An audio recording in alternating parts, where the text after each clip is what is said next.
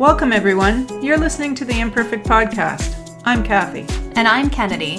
Join us on this week's episode as we discuss intriguing topics and people of interest that will inspire us to explore all of the unique pieces of ourselves.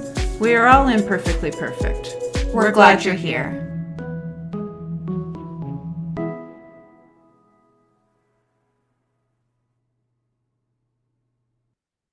Hello and welcome back to another episode of the ImPerfect Podcast.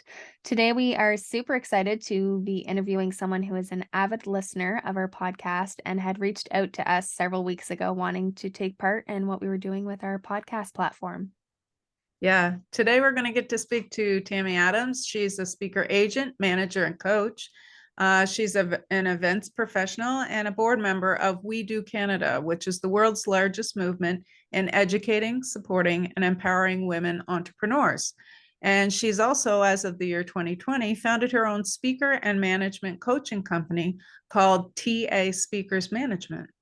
Yeah, and after quickly having a written chat with Tami and taking a look at some of her work, Tami seems quite involved with her community, gets to travel frequently for her work, loves kitty cats just like us, and is obviously much more technologically advanced than us and ahead of the game when it comes to creating reels on Instagram.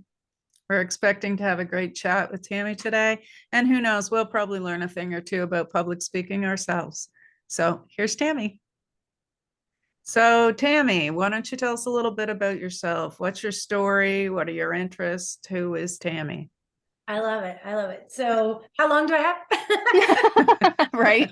I love this question. Yeah, I was actually thinking how to make it shorter, but so the gist, the Coles Notes version of Tami is I hail from the west coast of Canada. Originally spent my childhood in BC and Alberta, moving around. My dad worked for the railroads, just moving around a lot, getting to know people in every sector and town that was possible, switched schools a lot. And then, so I think that kind of made me like a natural connector, I kind of call myself. And then, I made the big move to the big city of Toronto when I was 16, which was a very interesting time to move. Yeah. Definitely not the easiest, but a culture shock, like bigger school, city versus small little tiny town of not very many people. Right. But so I made the big move, met my husband here, and really fell into the speaking world. And it's kind of no mistake.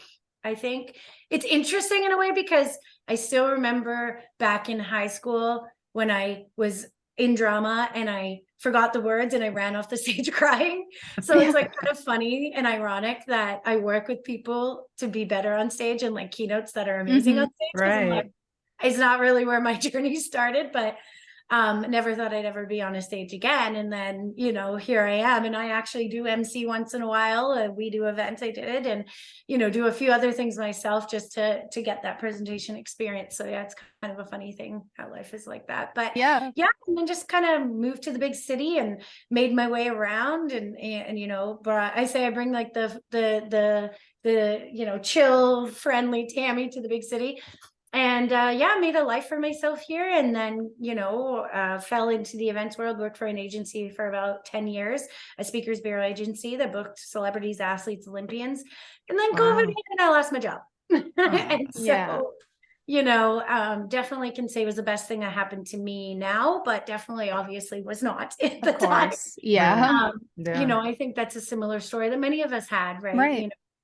We, COVID came out of left field and it just completely changed everything. And so, unfortunately lost my job, but what do you do when, you get knocked down, you get back up. I think that's one thing that human beings are really good at. And so I did, and then, didn't want to be doing anything else because I love, connecting people. I love the engagement. I took psychology in school. So like was always very interested in like what make people tick and like what motivates them. And so, and then started my own business and cannot believe it. Oh my gosh, it's been 2.5 years. Crazy. Yeah. I'm curious to find out though. You said you did drama and things like that. So did you ever picture yourself doing the job that you have? Like, is that where you thought you were going to end up? No. Yeah. And you said you took psychology too, right? So where were you headed? And I mean, obviously we know where you're at now, but So it's funny because, we all have like, I want to be a firefighter and an ambulance person and all this. I definitely wanted to be a paramedic at some point. I wanted to be a nurse. Mhm. I wanted to be a therapist, hence the psychology. So you know what, Kennedy, I think I always knew I'd work with people. Like that's something I knew, right? And I feel like life gives us hints of Yeah. what we're probably really good at as we go along, but we don't always notice those things until we look back. And so it wasn't until I looked back that I was like, oh, this is hilarious because Yeah. that I was in events and that I was with speakers. Right. So yeah, I guess something that always helped people would be what I thought I would do. And essentially is what I do as a manager now, right? And Mhm, people on mhm. stage is help them be better. So yeah, but yeah, I'd wanted to do all those and then realized there's no way I could sit down and listen to people's problems all day. I'd probably get way too involved and like be so depressed.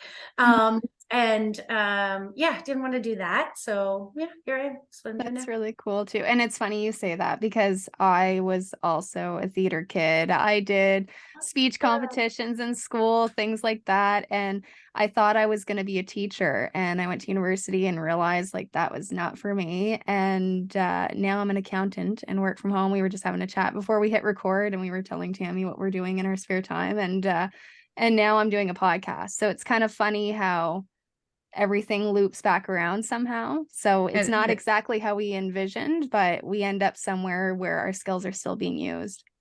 I agree. it does for sure. It's connect the dots. And now, I mean, I think I have a little bit of age advantage on you guys. And when I look back through my life, and again, I expected that I'd be doing stuff with people. Originally, I wanted to be like an archaeologist or, discovering things, or even I thought for a period of time to be like in forensics and stuff like that, because getting to solve the crime, getting to the bottom of it, was really where I was feeling it. And ironically, that's kind of what I'm doing, but in a completely different aspect, right? So it's really neat how when I look back now, I'm like, oh man, I took that long to get to this point. But it's clear now, right? Yeah. That Yeah, makes I sense. think that's part of it. That's a natural part of it. I wanted to be a criminologist too. You just reminded me. See, you don't always remember all the things. I Yeah. remember I looked at Carleton University in Ottawa. That's where I was looking. Yeah, because they had a big criminology program there. So yeah, you're right. So neat. So I'd I'm lo- in, you go ahead, Mom. I was gonna ask what makes you feel the most inspired. I think what makes me feel the most inspired is this, honestly, what I do. Like, I know it sounds lame, but That's awesome, um, though, really. like just what's most inspiring for me is the people that I get to work with, for sure. I mean, I'm working with like they're everyday people because I actually don't work with celebrities per se. So it's actually kind of, I call them everyday speakers. I haven't come up with a better term yet. But and what I mean by everyday speaker is a person that lives a life and then has something to tell and share. That's what I mean by everyday speaker. So just the resilience and like, oh my, just the things they've gone through, like it really brings perspective to what you go through and like what humans are capable of. And then I'm so inspired by the spoken word. Like it's interesting because in society, we're often told to kind of not necessarily be our authentic selves or put on a facade or all of these things, but like through the spoken word, like the more we actually share, the more we really are authentic and vulnerable and honest with people and really get to the nitty gritty of what we're dealing with as human beings, the more people respond to that. Because it's collective, we're not alone. And so that's what really inspires me is like just what the spoken word can literally save somebody's life. I mean, you talk about mental health, you could be talking, and I tell my speakers this all the time, like, because they get a lot of like, am I important to say? I'm like, you're human, so you have something important to say, and like you don't know how you say it specifically to a certain person sitting in the audience and how they take it, because the same person can listen to different presentations and get different things. So yeah, that's what really inspires me. That's a really good answer. I actually, before Moment, was going to ask you that, and you're kind of leading into it. I wanted to ask just could you explain more about your company that you started and what made you decide? I mean, you said a little bit about COVID kind of pushed you or nudged you through that door, but what do you do? How does that work? Yeah, just a little bit more on that. Yeah, for sure. I'd love to. So yeah, becoming an entrepreneur, I it's interesting. It's interesting because I don't know if people actually choose to be an entrepreneur. Like, Mhm. I wonder if that happens. Like, there's probably some people, right, that have Mm, been like, okay, they know immediately at 20, they want to do something for themselves. sure. But I do see a lot of strength though in people working for other people first and then becoming an entrepreneur, because you learn so much. And you learn it on somebody else's dime versus your own. Mhm. So I would say that. So becoming an entrepreneur, definitely the biggest boot in the butt was COVID. Like it, and that's what happens sometimes when, everything changes, we get new opportunities. It's something that was always in the back of my mind, because I worked with entrepreneurs, a lot of speakers are entrepreneurs. And my husband really wanted me to sell real estate. So, it's kind of funny. He's like, why don't you just be an agent for sell someone's house? Like, Yeah. I just don't, but he's like, you're so good at it. Right. Yeah. So, yeah, I would say that's how I got in. And then what I do, so TA Speakers Management is we have two kind of big areas of business. So half the time I spend managing professional level speakers. So these are people, that have been doing this a while. They're quite experienced. They know how to engage, educate, and entertain an audience. And clients come to me, or I look for opportunities for them, or they come to them and I manage it. And that's really like keynotes specifically. So, a conference is, hosting and they need a keynote speaker, or, they might need a trainer, like a leadership development person, for a team or something. So I meddle in there too. And it's really all just about finding the right speaker for the right event. So, really honing in with the clients and understanding exactly who these people are. What are they dealing with? What are the biggest challenges? What do you want them to walk away with at the end of the day? And then matching a speaker. So I call it like a little puzzle that I put together. Yeah. Love Yeah. it. For we I actually got to pick all the speakers, and you never get to do that. So that was like really freaking cool, because I got to pick 8 different speakers for that event, and like I got to bring it all together, and it was like I was creating the whole jigsaw, and I loved it.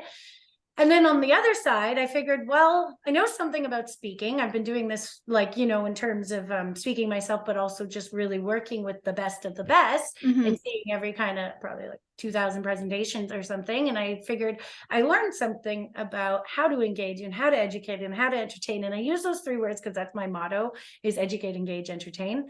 And so how to do that. And so I developed a whole framework for coaching around how to coach people that are, they might be an executive that's wanting to have a new purpose in life, and share what they've learned, or an entrepreneur that wants to use this as part of a business strategy and share what they know, things like that. So then I work with them. And then sometimes I work with like speakers that have been doing this and they just really want to take off. And I kind of call myself like the speaker coaching accelerator. So I really help my clients accelerate their journey into being that pro level speaker that people book and see. And oh my gosh, like I get to work with some cool people. Like I'm working with 2 musicians right now that sing, and so they have entertainment immediately, and they just need my help with like the engagement and an education piece, and more the education, because they know how to engage an audience.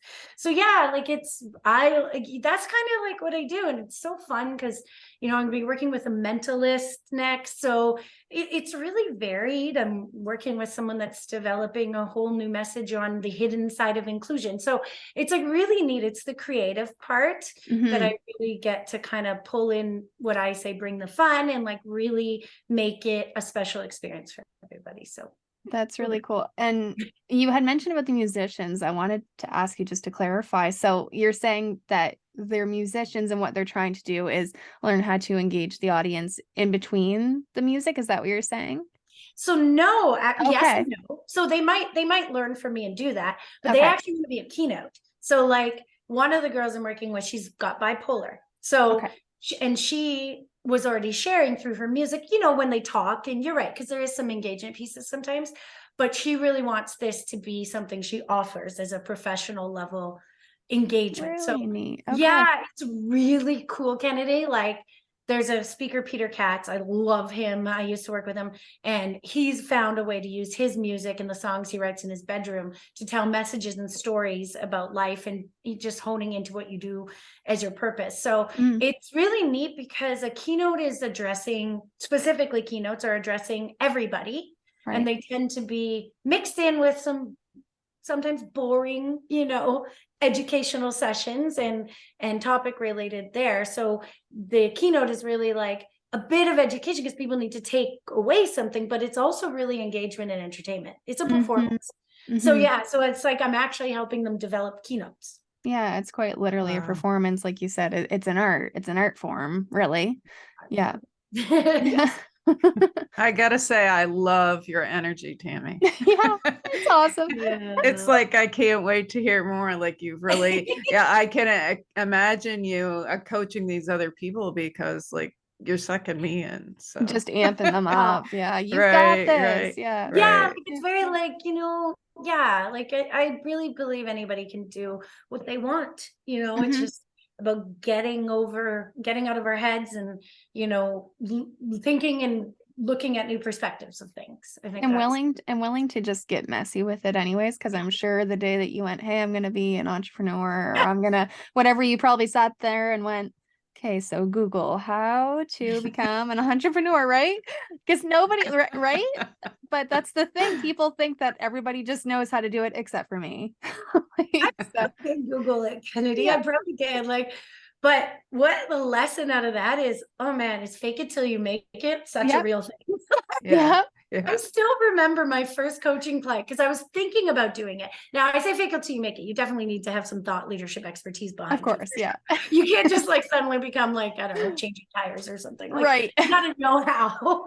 But if you have the know-how, you can do whatever. And so I still remember it was a client I emailed to book a speaker actually. And she's like, well, I can't book your speaker because we don't have money. But how do you become a speaker? And I was like, isn't that funny that you ask? Because I'm doing this. I had not been doing it yet. Yeah. I had not developed anything. I was just like, okay, one sign from the universe that I should do this. And then literally just made it all up. I made it, and then since then have obviously improved. And now I have a very structured process and things. But, my first few clients definitely got let's figure it out together. Yeah. Right. Yeah. Like, you mean earlier with us with the camera and the 2 computers and the other stuff, the webcam that didn't work and all those things. Yeah. We're trying to figure it out. Well, if you think about it, guys, a kid who's learning to walk, it's not like they know how to walk. It's they have to fall and fall and fall and fall and fall and fall. Right. I know my nephew's learning right now. And it's you know what I mean? They have to, they're so resilient. It's I feel like we can talk. I'm going to say this and then stop talking because I feel like you have more questions. We could probably talk for an hour. But it's what happened to our resilience? What happened in life? Because when we were born, were we resilient? Oh my God. Yeah. We did whatever it took to talk, to walk, to learn, right? And then something happens in life and we lose some of that. Yeah. For sure. It's true. Yeah. It's been a real stretch for me. And we've discussed, Kennedy and I have discussed this a number of times. She had experience being on stage, drama and singing and that sort of thing. And I grew up really didn't say a whole lot, throughout my adult life, even I wasn't always in the forefront. So this has been a real stretch for me. So it's sometimes and it's not the end of the world. It's always awkward, I feel, but when I look back at just the progression that we've had in whatever 21 episodes or whatever number we're on now. Kennedy probably knows the exact number. I'm not gonna I'll let you talk.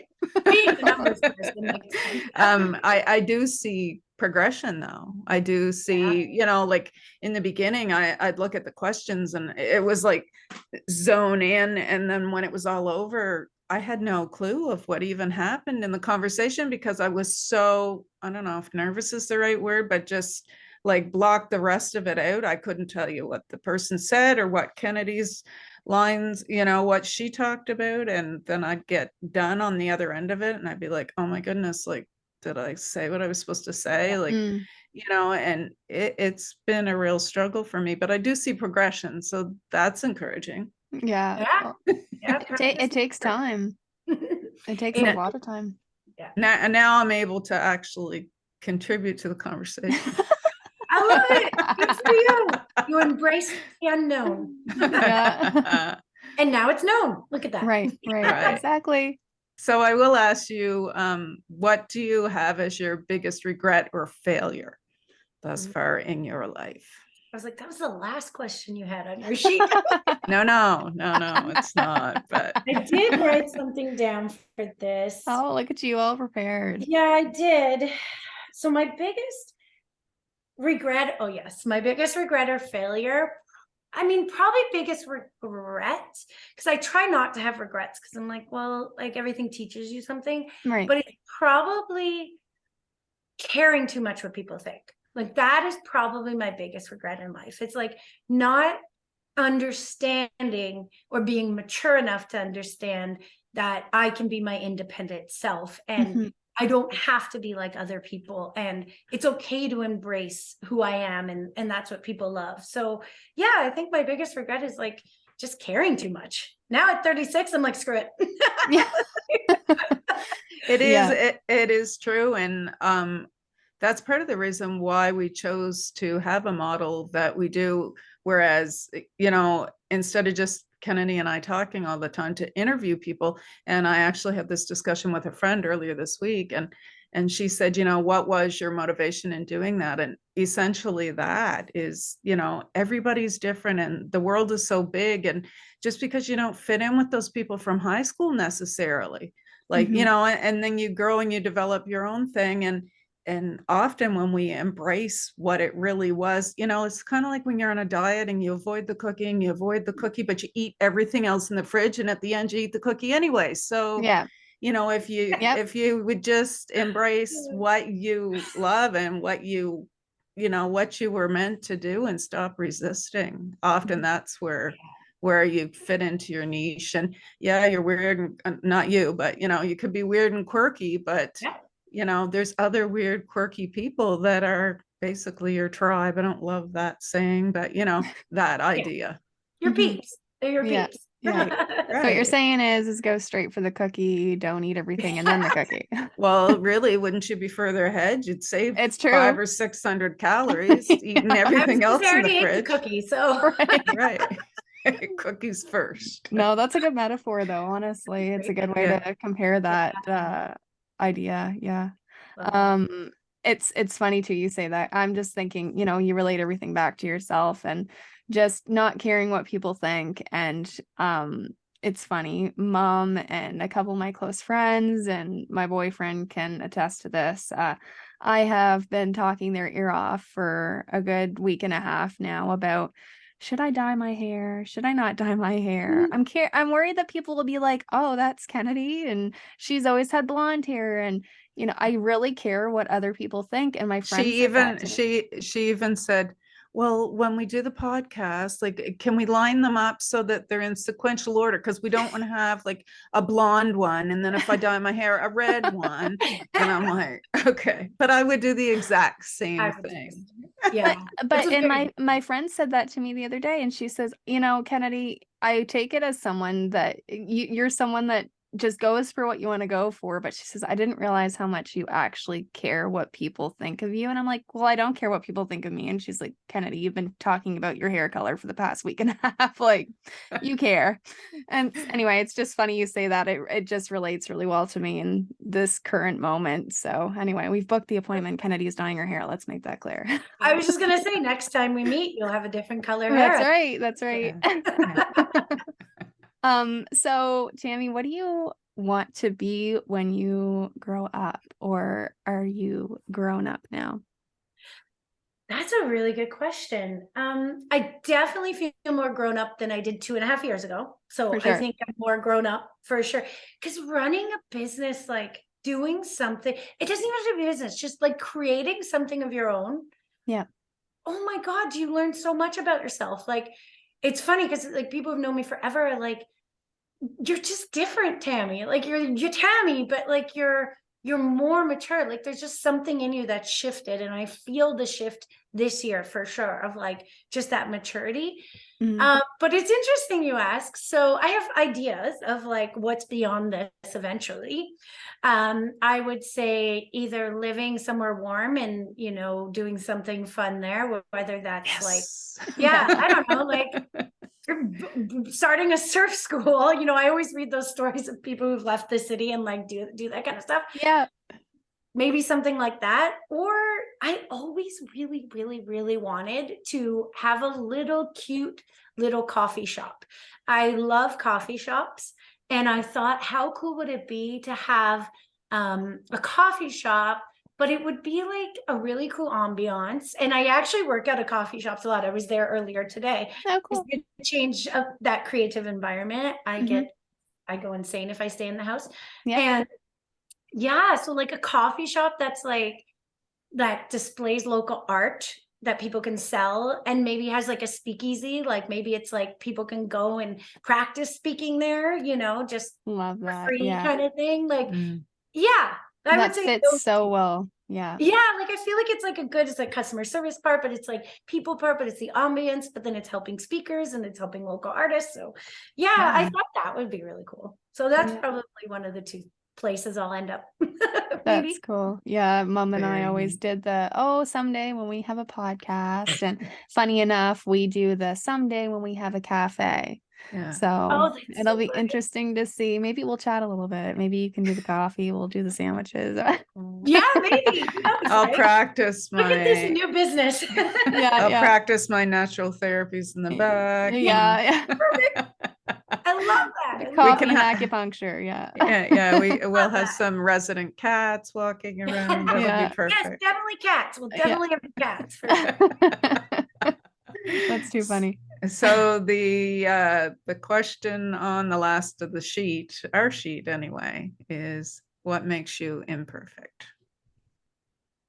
Being human. And I know that's a boring answer, but it isn't.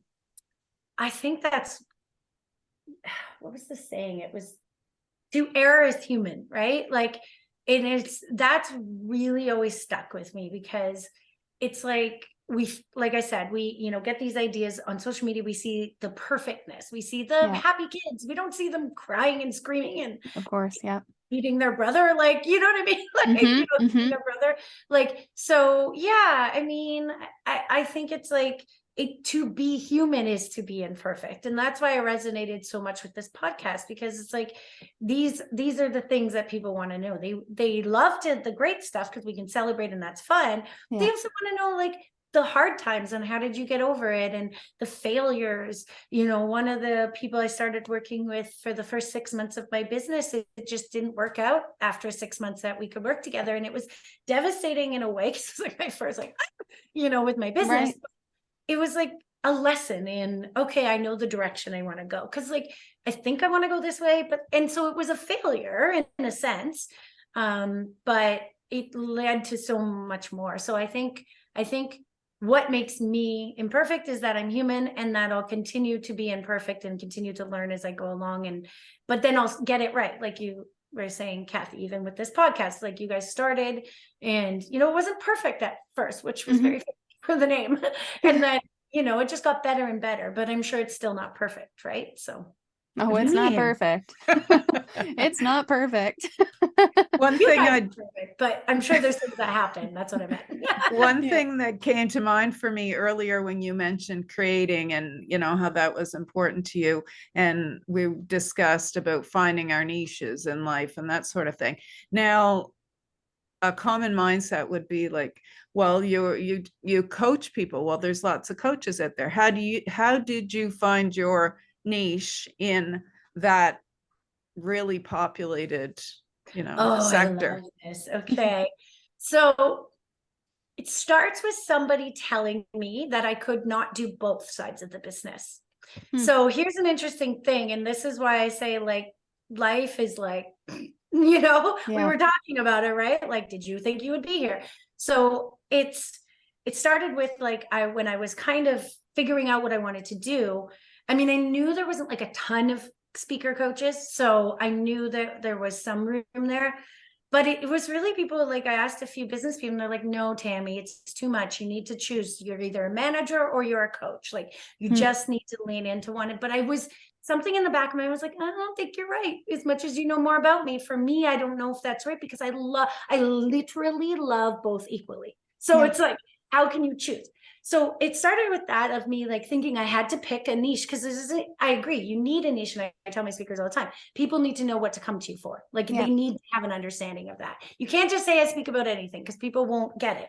Right. So you need to have an area of focus, but I think how you do it looks differently. And so how I kind of find my niche was really like, okay, I kind of did some research. I'm like, what speaker coaches are there out there? And, what are they doing? And a lot of them had like online programs that people take and then they'll do group coaching. But I wasn't seeing a lot of, individualized one-on-one coaching for this, and probably smartly because it takes a lot of time.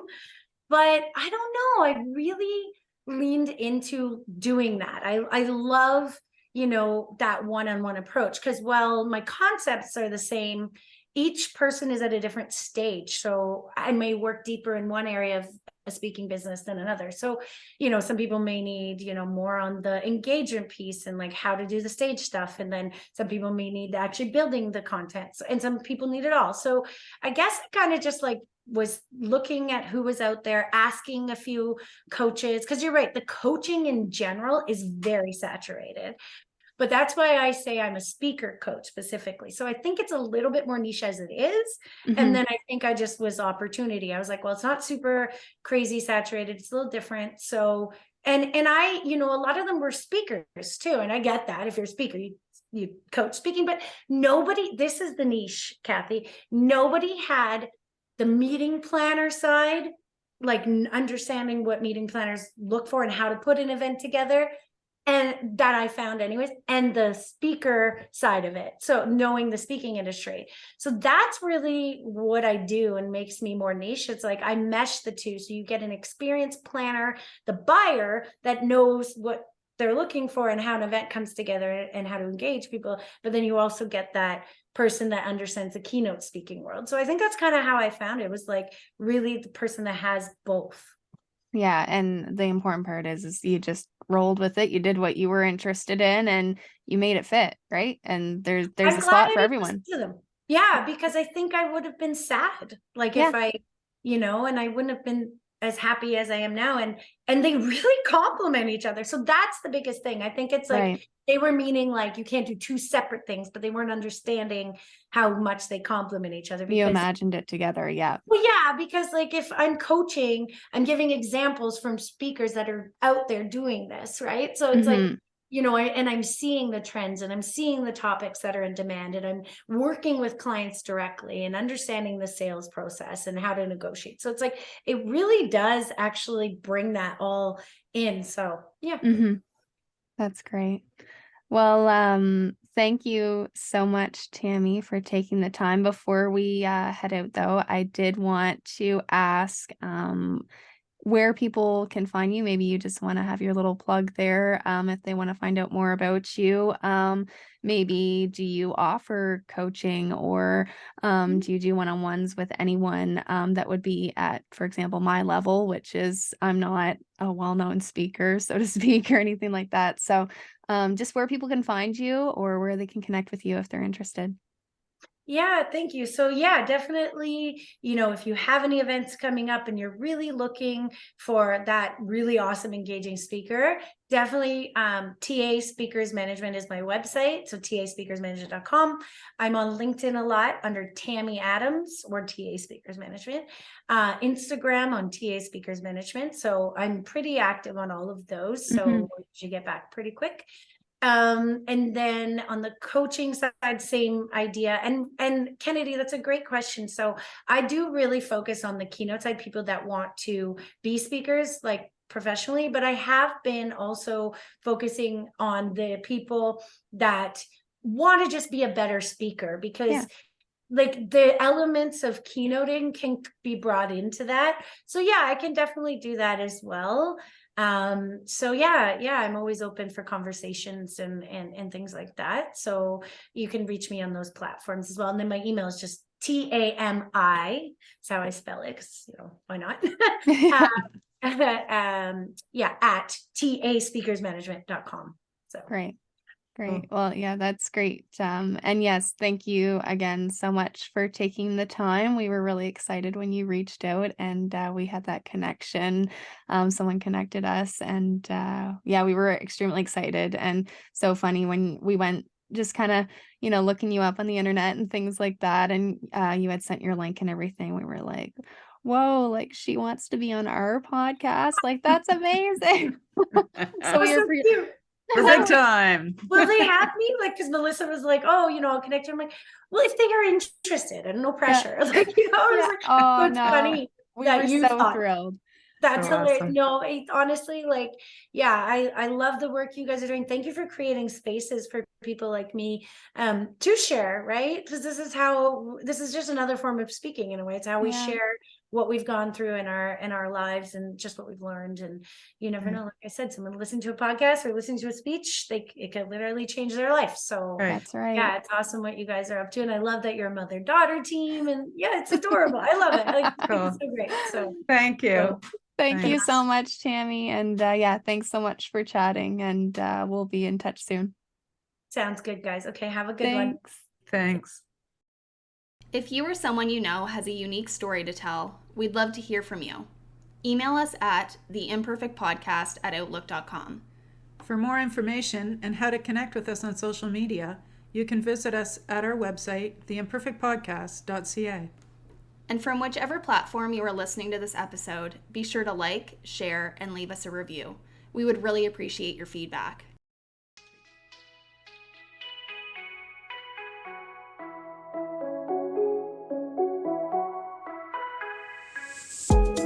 Thank you so much for listening to today's episode. We look forward to hearing your feedback and seeing you all find that extra joy and embrace your own imperfect. See you next week.